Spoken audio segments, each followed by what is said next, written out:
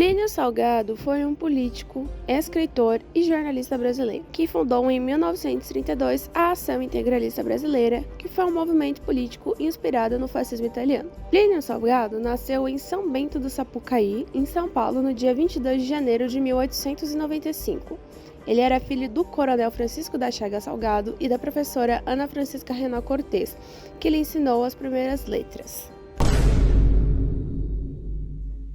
Em 1920, Plínio Salgado mudou-se para São Paulo e ingressou no jornal Correio Paulistano, órgão oficial do Partido Republicano Paulista. Fez amizade com Menotti del Pitta, o redator-chefe do jornal.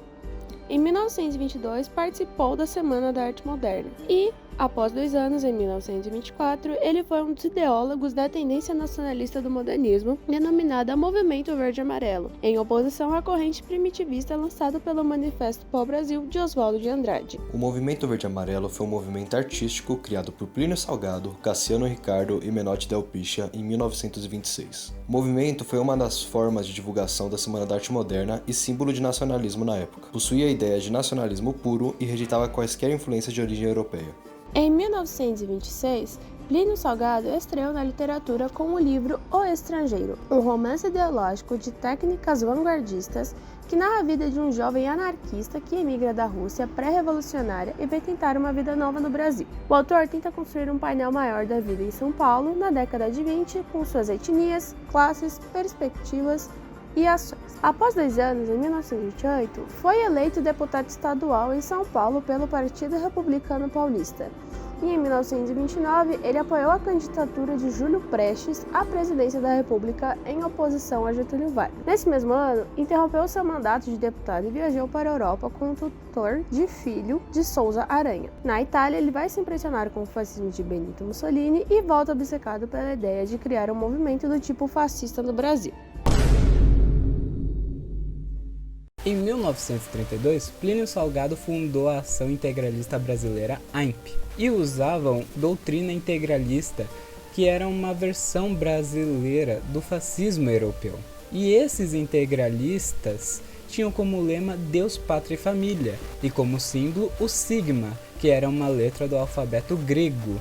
E seus seguidores usavam camisas verdes, que foram conhecidos como camisas verdes. Com o tempo, esse partido foi ganhando mais poder e autoridade, e com isso Plínio lançou sua candidatura à presidência do país.